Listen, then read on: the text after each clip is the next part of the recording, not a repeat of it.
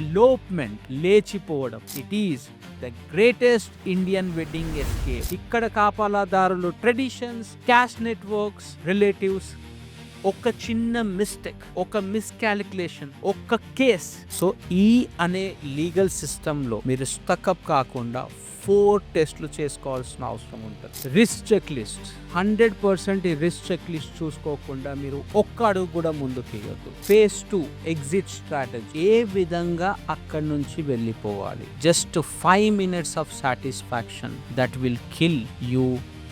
వాళ్ళ పేరెంట్స్ వెళ్ళి kidnap case అంటారు. దాంతో పాటు సబ్సీక్వెంట్ గా ఏజ్ క్రైటీరియాని బట్టి పోక్సో కేసెస్ అంటారు. పోలీస్ ముందు, జడ్జి ముందు ఆమె యొక్క గొంతు, ఆమె యొక్క వాంగ్మూలమే. The biggest thing is a 4th phase, that is the marriage. 2 రకాల మ్యారేజెస్ ఉంటాయి. ఆఫ్టర్ మ్యారేజ్ అసలు తుఫాన్ పెళ్లి తర్వాతనే మొదలవుతుంది. ఇది ఒక రన్నింగ్ రేస్ అసలే కాదు, ఇది ఒక వార్ డిక్లరేషన్.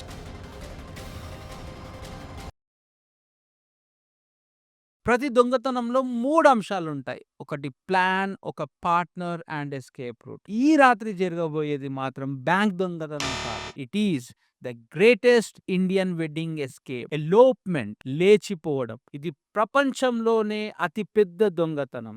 ఇక్కడ బంగారు దొంగలించరు, ఫ్రీడమ్ ని దొంగలిస్తున్నావు. ఇక్కడ కాపలాదారులు సీసీటీవీ పోలీస్ వ్యవస్థ కాదు. ఇక్కడ కాపలాదారులు traditions, caste networks and finally relatives surveillance system. And దాంతో పాటు the special gift to you is honour killing. ఒక చిన్న మిస్టేక్, ఒక మిస్కాలిక్యులేషన్, ఒక్క కేస్ నీ మెడ చుట్టూ ఉరేస్తుంది. పోక్సో అని, కిడ్నాప్ కేస్ అని, క్రిమినల్ ఇంటిమిడేషన్ కేసెస్ అని, రేప్ కేసెస్ అని and among the other things. ఎవరో రాసిన స్క్రిప్ట్ లో నువ్వు విలన్ అయిపోతావు. అందుకే ఇది ఉత్సాహంతో కాదు, ఒక ఆలోచనతోటి, ఒక కోల్డ్ హార్డ్ క్యాలిక్యులేషన్స్, ప్రతి స్టెప్ సైంటిఫిక్ గా, ఏ టైట్ గా, క్రిస్టల్ క్లియర్ గా ఉండాలి. ఎలోప్మెంట్ అనేది పరుగుతో కాదు, ఒక నమ్మకంతో మొదలవ్వాలి. ఒకవేళ మీరు ఒక బుల్లెట్ జాకెట్ వేసుకున్నట్టు సేఫ్టీ సైడ్ ఉండాలి. ఒక మిస్యూజ్ ఆఫ్ లాలో గాని, ఒక చిన్న అబద్ధపు మాట, నో కన్సెంట్ అనే మాటతోటి మీరు నెక్స్ట్ 50 సంవత్సరాలు జైల్లో ఉండొచ్చు. రేప్ కేసు కావచ్చు, పోక్సో కేసు కావచ్చు, కిడ్నాప్ కేసు కావచ్చు. సో ఈ అనే లీగల్ సిస్టమ్ లో మీరు స్టక్అప్ కాకుండా 4 టెస్ట్లు చేసుకోవాల్సిన అవసరం ఉంటుంది. మొదటి test pre consent stress test. రెండోది సావర్నిటీ వీడియో. మూడోది అలిబై టెస్ట్. నాలుగోది ఏజ్ ప్రూఫ్ టెస్ట్. సో మొదటిది ప్రీ కన్సెంట్ స్ట్రెస్ టెస్ట్. ఇందులో 3 ప్రశ్నలు అడగాలి అమ్మాయిని. ఒకవేళ మీ పేరెంట్స్ చనిపోతాము అని బెదిరించినా లేదా చంపేస్తాము అని బెదిరించినా నువ్వు లొంగిపోతావా? రెండో ప్రశ్న, ఒకవేళ పోలీసులు గట్టిగా బెదిరించినట్టు మాట్లాడితే నువ్వు నాకు అగెనెస్ట్ అవుతావా? మూడోది, ఒకవేళ రేప్ కేస్ నా మీద పెడితే నువ్వు నా పక్కన ఉండి నా సపోర్ట్ ఇస్తావా, లేదా మీ పేరెంట్స్ కి సపోర్ట్ ఇస్తావా, పోలీస్ కి సపోర్ట్ ఇస్తావా? ఈ 3 ప్రశ్నలు అనేవి 100% అడగాలి. ఈ అన్ని ప్రశ్నలకు ఎస్ పాజిటివ్ కన్సెంట్ అని వచ్చినప్పుడే you should go ahead with your next step. Second step, 1% doubt ఉన్నా do not elope. 90% of the false cases ఈ ప్రెషర్ లోనే పడతాయి. The next most important thing is the sovereignty video. It is like a bullet proof jacket. 20 seconds of video will save your life for the next 70 years to come. ఆ వీడియోలో నా పేరు, నేను మేజర్ని అనే age, నేను పూర్తి స్పృహతో అతనితో వెళ్ళిపోతున్నాను, ఇందులో ఎవరి బలవంతం లేదు, ఇది నా కాన్స్టిట్యూషనల్ రైట్ అని చెప్పి ఆ 20-second వీడియో షూట్ చేసుకోవాలి. ఎందుకనంటే that is your life jacket. ఇది రొమాన్స్ అసలే కాదు.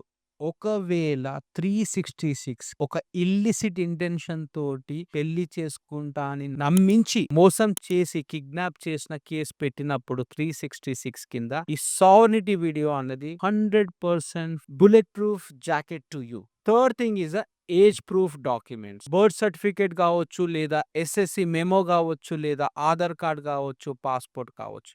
ఈ 4 డాక్యుమెంట్స్ కూడా అబ్బాయి తనతో పాటు అమ్మాయి 100% ఒరిజినల్స్ క్యారీ చేయాల్సిందే.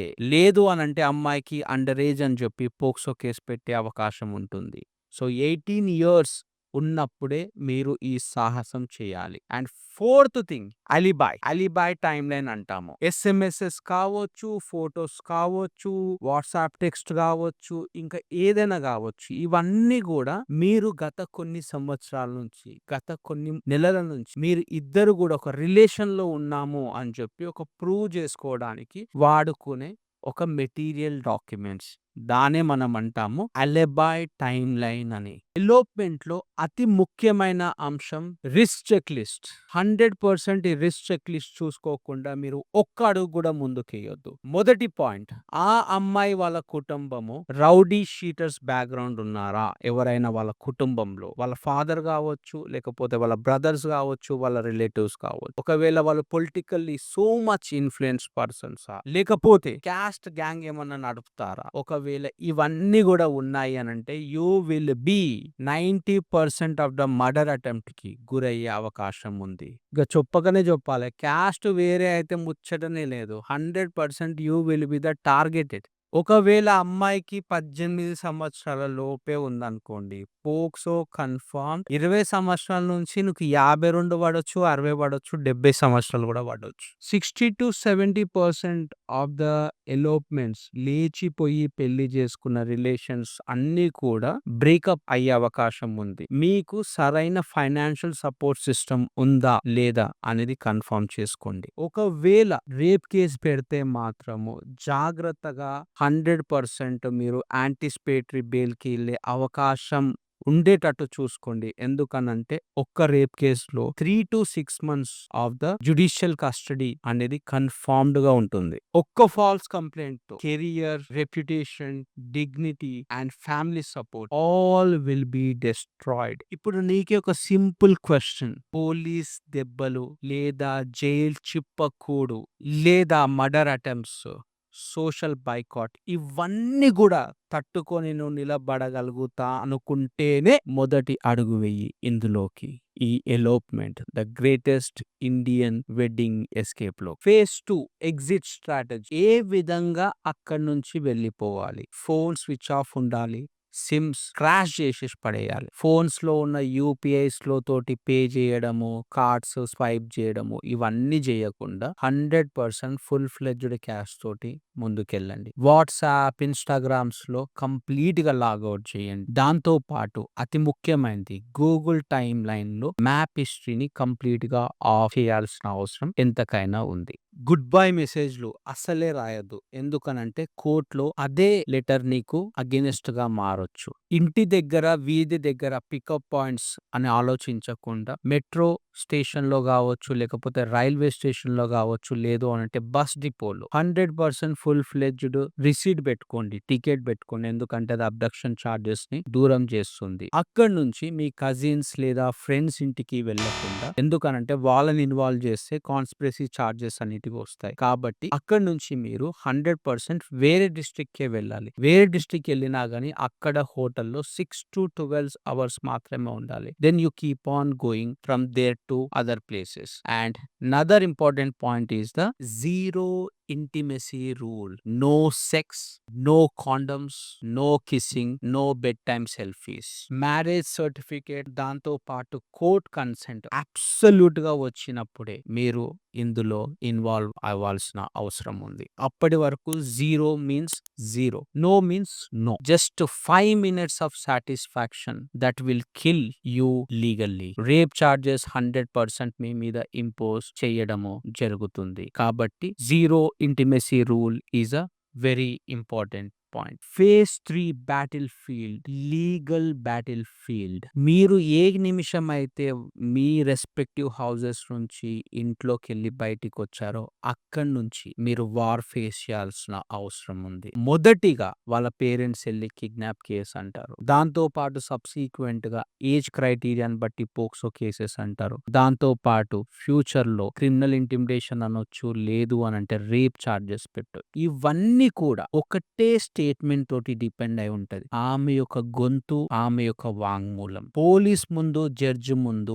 ఆమె యొక్క గొంతు, ఆమె యొక్క వాంగ్మూలమే మీ యొక్క ఫెయిత్ ని డిసైడ్ చేస్తుంది. కాబట్టి మనం ఇంకో ఫేజ్ లో చూసాము. ఏ పర్టికులర్ క్రైటీరియా యొక్క 3 క్వశ్చన్స్ అడగాలో ఆ 3 క్వశ్చన్స్ ఆ రోజు కన్ఫర్మ్ చేసింది. దాంతో పాటు సావర్నిటీ వీడియోలో కన్ఫర్మ్ చేసింది. కాబట్టి ఇక్కడ మీకు ఒక లీగల్ ఇమ్యూనిటీ ఉంటుంది. అండ్ అదే విధంగా మనం చూసాము. ఏంటి అనంటే కుటుంబంలో రౌడీ షీటర్స్ ఉండొచ్చు, కుటుంబంలో విలన్స్ ఉండొచ్చు, కుటుంబంలో క్యాష్ గ్రూప్స్ ఉండొచ్చు. వీళ్ళ నుంచి పర్సనల్ గా ఫిజికల్ థ్రెట్ ఉండొచ్చు.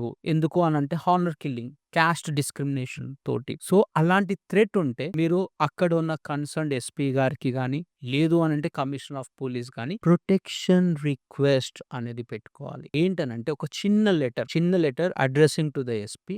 ఏమని రాయాలి అనంటే, మేమిద్దరం కూడా మేజర్స్, మేమిద్దరం ఫుల్ కన్సెంట్ తోటి మ్యారేజ్ చేసుకుందాం అనుకుంటున్నాము. సో మ్యారేజ్ చేసుకున్నాము అండ్ ఇప్పుడు ఫ్యామిలీస్ మమ్మల్ని బతకనిస్తలే. సో వాళ్ళ నుంచి థ్రెట్ ఉంది, ఫిజికల్ థ్రెట్ ఉంది. కాబట్టి మీరు పోలీస్ ప్రొటెక్షన్ మాకు ఇవ్వండి అని చెప్పి పోలీస్ రిక్వెస్ట్ అనేది పెట్టుకోవాల్సిన అవసరం ఉంది. దాంతో పాటు ఎవరైతే రిచ్ పేరెంట్స్ ఉంటారో, అమ్మాయి పేరెంట్స్, వాళ్ళు హైకోర్టుకు కూడా వెళ్లే అవకాశం ఉంది. దానే మనము రిట్ ఆఫ్ హెబెస్ కార్పస్ అంటాము.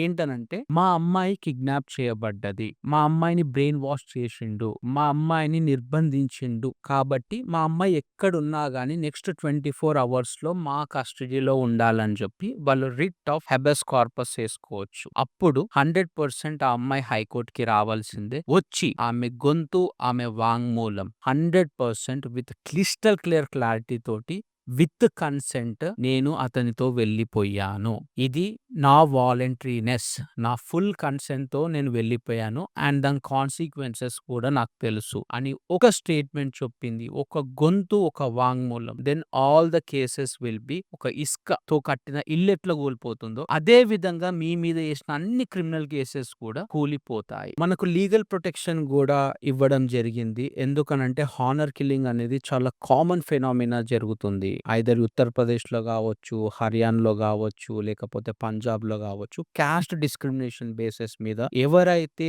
వాళ్ళ ఊర్లోకి వెళ్ళి లేచిపోవడం జరుగుతుందో అక్కడ అమ్మాయిని, అబ్బాయిని ఇద్దరిని కూడా చంపడం జరిగిన సిచ్యువేషన్స్ మనం చూసాం. కాబట్టి supreme court time and again Lata Singh case versus state of Uttar Pradesh లో కావచ్చు, హడియా కేసులో కావచ్చు and article 21 enabling rights, fundamental rights లో article 21 right to life and personal liberty చెప్తుంది. అందులో కూడా కేటగారికల్ గా కన్సెంట్ తోటి ఇద్దరు వాళ్ళ యొక్క కుటుంబాలకు వెళ్ళిపోయి వాళ్ళ యొక్క ఆలోచనకు అతీతంగా వాళ్ళు పెళ్లి చేసుకుంటే వాళ్ళకు లీగల్ ప్రొటెక్షన్ ఇవ్వడము అనేది ఈ ఇన్స్టిట్యూషన్స్ యొక్క మేజర్ ఆబ్లిగేషన్స్ అని చెప్పి ఈ పర్టికులర్ సైటేషన్స్ లో కూడా supreme court time and again చెప్పడం జరిగింది. The biggest thing is a 4th phase, that is the marriage.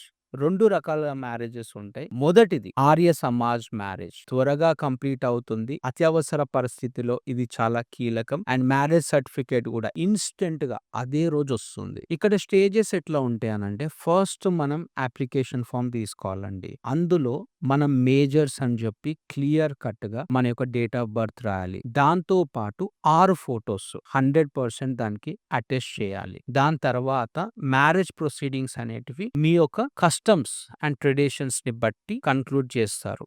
That is called as rites, rituals and ceremonies అంటాము. దాని తర్వాత మీరు రిజిస్టర్ లో సంతకం చేయాలి. Done and dusted with the marriage certificate instantly by the evening of the day మీ చేతిలో marriage certificate ఉంటుంది. ఇందులో అతి ముఖ్యమైనది వివాహం వీడియో. ఇద్దరు కూడా స్పష్టంగా మాట్లాడాలి. వాళ్ళ యొక్క పేరు, వయసు, దాంతో పాటు అంగీకారం చెప్పాలి. ఒత్తిడి లేదు, భయం లేదు అని చెప్పాలి. పూజారులు, సాక్షులు కూడా ఆ పర్టికులర్ మ్యారేజ్ సెరమనీ వీడియో ఏదైతే ఉందో అందులో కనిపించాల్సిన అవసరం ఎంతకైనా ఉంది. నిజమైన ఆచారాలు కనిపించాలి. ఈ వీడియోతో మీరు ప్రూవ్ చేసుకోవచ్చు ఏ విధమైన కిడ్నాప్ జరగలేదు, స్వచ్ఛందంగా వీళ్ళిద్దరు కూడా ముందుకొచ్చి వివాహం చేసుకున్నారు, దాంతో పాటు బలవంతం ఏ మాత్రం ఎక్కడా జరగలేదు అని చెప్పి. ఈ వీడియోని 100% మీరు సేవ్ చేసుకోవాల్సిన అవసరం ఎంతకైనా ఉంది. పెన్ డ్రైవ్ లో కావచ్చు, లేదు అనంటే క్లౌడ్ లో కావచ్చు, లేదు అనంటే ఈమెయిల్ లో కావచ్చు, లేదు అనంటే బ్యాకప్ ఫోన్‌లో గావచ్చు.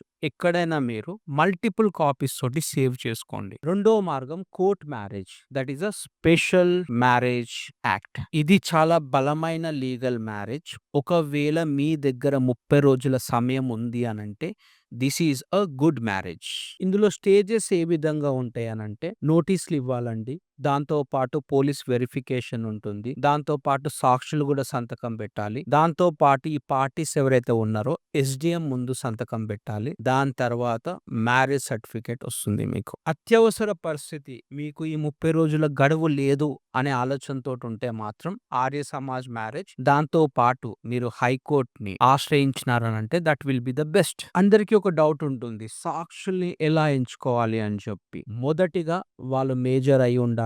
బంధువులు కాకుండా ఉండాలి. చాలా ఎమోషనల్లీ బ్రేక్ డౌన్ అయ్యే వ్యక్తులు మాత్రం 100% మీ విట్‌నెస్ లిస్ట్‌లో ఉండొద్దు. స్నేహితులైతే అస్సలే వద్దు. ఉత్తమ సాక్షులు ఎవరంటే అడ్వకేట్ ఆఫీస్ స్టాఫ్, నమ్మకమైన నిపుణులు, కాలేజ్ సీనియర్స్ కావచ్చు, సహోద్యోగులు అంటే మీ కొలీగ్స్ కావచ్చు. భయపడే సాక్షి, భావోద్వేగాలకు గురయ్యే సాక్షి మీ యొక్క ప్లాన్‌ని 100% నాశనం చేస్తారు. కాబట్టి సాక్షులను ఎన్నుకునే ప్రాసెస్ అనేది చాలా ఇంపార్టెంట్. తెలివిగా ఎంచుకోవడము అనేది అతి ముఖ్యమైన థింగ్. Phase 5 after marriage.